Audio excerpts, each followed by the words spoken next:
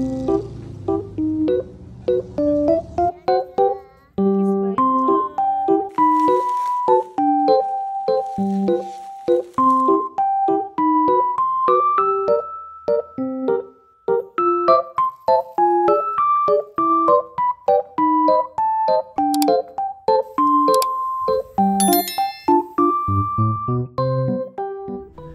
semuanya, Assalamualaikum. Gak kerasa udah hari Jumat lagi ya teman-teman, Masya Allah. Memang gak seperti biasanya, tapi hari ini aku mau sedikit share tentang kegiatan aku di luar rumah pas liburan singkat weekend kemarin ya. Tapi sebelum lanjut aku mau tanya dulu nih, sebenarnya kalian suka gak sih kalau aku share kegiatan aku di luar rumah kayak gini? Atau kalian lebih suka kalau aku share kegiatan aku di rumah aja dan khususnya di dapur? Boleh ya komen di bawah. Tapi video ini gak full isinya liburan semua kok teman-teman, cuma sebentar aja. Setelah ini lanjut lagi aktivitas di dapur seperti biasanya. Jadi ini tuh sebenarnya liburan kantor suami, cuma aku dan Yasmin diajakin sama suami aku buat ikut liburan sekalian. Jadi ya udah kami ikut aja. Selain aku dan Yasmin juga lumayan banyak yang lainnya juga bawa keluarga masing-masing, dan ini kemarin rombongannya 2 bis ya teman-teman, 1 bis besar dan 1 bis yang tanggung gitu. Terus ini kemarin tuh berangkatnya Jumat malam dan baru sampai ke Wonosobo itu pas subuh, jadi mampir sholat subuh terus ganti bis kecil. Karena memang untuk perjalanan ke Dieng tuh harus pakai bis kecil yang lokalan gitu ya teman-teman, karena emang jalannya tuh sempit terus lumayan menanjak dan berkelok-kelok gitu. Jadi pas subuh sampai di masjid itu kita sekalian mandi juga, dan setelah sampai ke Dieng kita langsung menuju ke tempat wisata yang pertama, yaitu Candi Arjuna. Jadi kemarin tuh pokoknya aku cuma ngikuti rundown yang udah dibuat dari pihak kantor suami ya teman-teman, dan kemarin tuh juga pakai IO pas di sana. Jadi kalau kemana-mana memang harus rombongan gitu, nggak bisa yang liburan sendiri gitu ya. Terus ini udah selesai, kemarin di Candi Arjuna tuh dikasih waktu 1 jam gitu buat foto-foto dan lanjut ke wisata berikutnya yaitu Kawah Sikadang. Nah kemarin kata IO-nya untuk perjalanan dari tempat parkir menuju ke pintu masuk Kawah Sikadangnya itu lumayan jauh, jadi yang nggak mau jalan jauh bisa pakai jeep. Untuk sewa 1 jeep kayak gini tuh 300.000 ya teman-teman, dan sebenarnya bisa diisi sampai 6 orang. Cuma kemarin aku sewa jeepnya untuk isi 3 orang aja. Dan ini dia teman-teman sedikit pemandangan di Kawah Sikadang kemarin. Masya Allah ini tuh dingin banget tapi bau belerang gitu ya, jadi harus pakai masker sebaiknya. Semoga sedikit informasi yang aku sampaikan tentang liburan di Dieng kemarin ini bisa bermanfaat buat teman-teman ya. Siapa tahu kalian mau liburan juga ke Dieng ya, jadi ada sedikit gambaran. Nah, karena di bagian ujung atau di bagian pusat kawahnya tuh belerangnya tebel banget seperti yang bisa kalian lihat di video. Jadi aku tuh agak menjauh ya teman-teman, karena kan ada Yasmin, jadi aku nggak mau deket-deket ke sana. Jadi aku cuma duduk-duduk di sini aja sambil nungguin yang lain selesai lihat kawahnya. Nah, ini dia Yasmin tuh lagi ngambek karena dia minta es krim, sedangkan di Dieng tuh nggak ada orang jualan es krim teman-teman di tempat wisatanya karena emang dingin banget. Kayaknya nggak akan ada yang beli es krim deh. Dan ini adalah tempat wisata terakhir yang aku kunjungi, yaitu Batu Pandang Ratapan Angin, dan setelah dari sini kami langsung check in ya teman-teman ke homestay. Sebenarnya keesokan harinya tuh masih ada lagi kegiatan untuk lihat sunrise gitu ya teman-teman, cuma aku sama Yasmin stay di rumah aja karena nggak tega bawa anak kecil subuh-subuh di tempat yang dingin kayak gitu, jadi suami aku aja yang berangkat. Liburan singkatnya udah selesai, jadi ini 2 hari setelahnya ya teman-teman, aku udah di rumah lagi beraktivitas seperti biasanya. Dan kebetulan ini ada paket, jadi sekalian mau aku unboxing aja. Nah kalau kalian inget di video sebelumnya tuh aku kan pernah cerita ya kalau aku tuh beli chopper listrik dan paketnya hilang. Karena aku pengen banget sama chopper listrik ini, akhirnya aku memutuskan untuk beli lagi dari toko yang sama, barangnya juga sama, warnanya juga sama. Cuma aku pilih jasa pengiriman yang berbeda. Nah ini kemarin aku juga sekalian nyobain beli maskernya ya teman-teman dari merek ini, tapi ternyata kualitasnya nggak terlalu bagus. Ini tuh sebenarnya masker buat suami aku, tapi ternyata dari kualitas ini biasa aja ya teman-teman, nggak sebagus masker yang biasanya aku beli. Jadi kalau menurut aku pribadi kurang recommended ya untuk dibeli. Udah kita sisihkan dulu maskernya, sekarang kita lanjut buka paket choppernya yang udah aku tunggu-tunggu banget dari beberapa lama. Udah pengen chopper ini dari lama banget, alhamdulillah sekarang udah sampai di tangan ya. Ini choppernya merek Goto ya teman-teman, ini aku pilih yang warna putih kemarin, tapi selain warna putih ini ada 2 warna lain, yaitu warna pink dan warna orange Shopee gitu. Di dalamnya kita juga udah sekalian dapat buku panduan kayak gini dalam bahasa Indonesia. Chopper ini dayanya 220 watt dan ini chopper listrik ya teman-teman, bukan chopper portable gitu.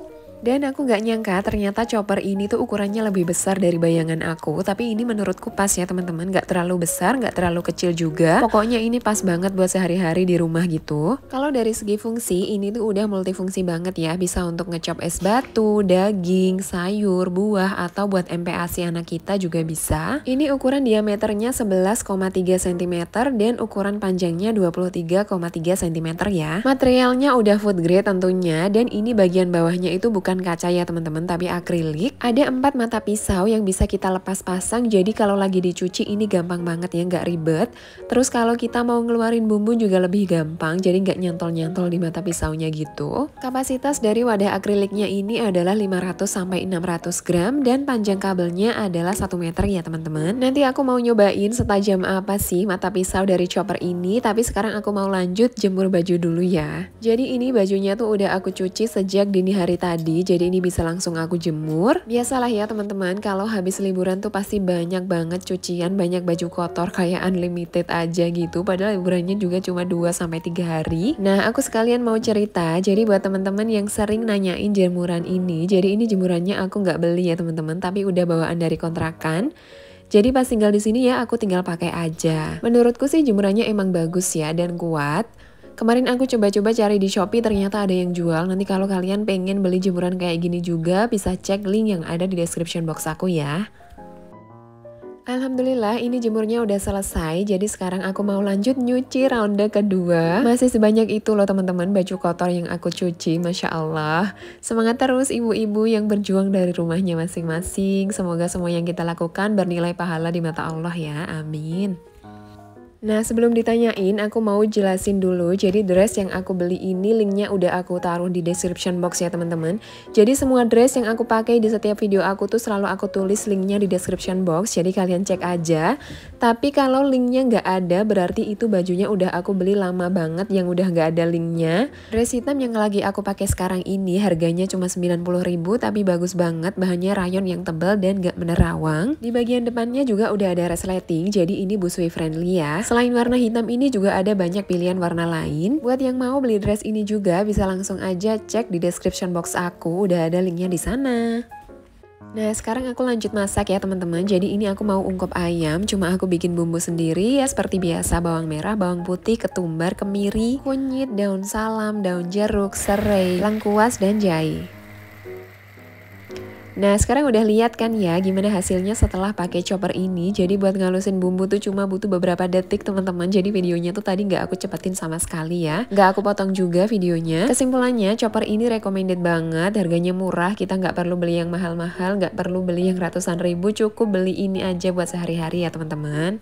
Nah karena sekarang lagi masak, aku tuh jadi keinget sesuatu teman-teman, dan aku mau cerita seperti biasanya. Jadi ada salah satu influencer yang namanya Angela Francisca yang aku follow di Instagram. Aku udah follow dari lama banget sebelum menikah, mungkin aku udah follow sejak tahun 2015 ya. Nama panggilannya tuh Mbak Angie, jadi Mbak Angie ini tuh hijrah banget teman-teman. Dari yang awalnya tuh dulu nggak pakai hijab sampai sekarang Masya Allah udah nggak ada fotonya sama sekali di Instagram. Jadi bener-bener nggak pernah nunjukin muka di sosial media lagi. Nah Mbak Angie ini udah punya 3 anak ya, dan dulu pas masih punya 2 anak dan anaknya tuh lagi MPASI, Mbak Angie tuh cerita di Instagram story. Nah waktu itu anaknya yang kedua tuh lagi GTM parah teman-teman, sampai bingung banget dan sampai konsultasi ke dokter juga. Terus akhirnya kan banyak yang tanya gimana nih ceritanya sampai akhirnya anaknya yang kedua tuh mau makan normal lagi. Akhirnya Mbak Angie menjawab pertanyaan itu yang benar-benar di luar dugaan aku banget ya secara pribadi. Jadi setelah konsultasi ke dokter dan kayak nggak ada hasil yang memuaskan, Mbak Angie tuh cerita ke guru ngajinya yang emang pengajian khusus tauhid gitu ya teman-teman. Aku nggak inget kata-kata persisnya, cuma aku inget banget inti dari apa yang disampaikan. Jadi Mbak Angie tuh dikasih tahu guru ngajinya kalau kita tuh sebagai manusia sering lupa pada Allah untuk meminta tentang apapun yang ada di kehidupan kita, termasuk hal-hal kecil sekalipun. Jadi Mbak Angie tuh dapat saran dari gurunya untuk coba deh pas lagi masak tuh berdoa, pas lagi nyuapin tuh berdoa. Pokoknya kita pasrahkan semuanya kepada Allah karena anak kita tuh pada dasarnya juga milik Allah. Nah kebetulan Kebetulan banget pada saat itu Yasmin tuh juga lagi MPASI dan lagi GTM juga teman-teman. Jadi aku tuh ngikutin saran dari Mbak Enji itu. Aku juga berdoa setiap kali masak, selalu berdoa setiap kali nyuapin, dan Masya Allah itu ngefek loh teman-teman. Memang kita tuh sebagai manusia jangan pernah sekalipun mengecilkan kekuatan dari doa ya. Dan Masya Allah itu jadi kebiasaan sampai sekarang. Jadi aku tuh sering berdoa kayak gini teman-teman. Ya Allah Al-Malik yang memegang ubun-ubun semua makhluk termasuk ubun-ubun anak kami. Engkaulah yang memiliki anak kami, gerakkanlah hatinya agar dia mau makan. Ya Allah Al-Hasib, Engkaulah yang maha mencukupkan. Cukupkanlah nutrisi dari masakan hamba ini, cukupkanlah rasa dari masakan hamba ini sampai masuk ke perut suami dan anak kami, sehingga terserap dengan sempurna semua nutrisinya menjadi energi untuk melakukan hal-hal yang positif dan menjadi energi yang cukup untuk selalu beribadah kepadamu. Amin. Itu adalah doa yang paling sering aku ucapkan ketika aku masak ya teman-teman, tapi sebenarnya yang dicontohkan Mbak Enji itu lebih panjang lagi. Kalau kalian mau tahu cerita lengkapnya, bisa langsung aja cek di Instagramnya Mbak Angela Francisca, itu udah ada di highlights, judulnya Solusi GTM.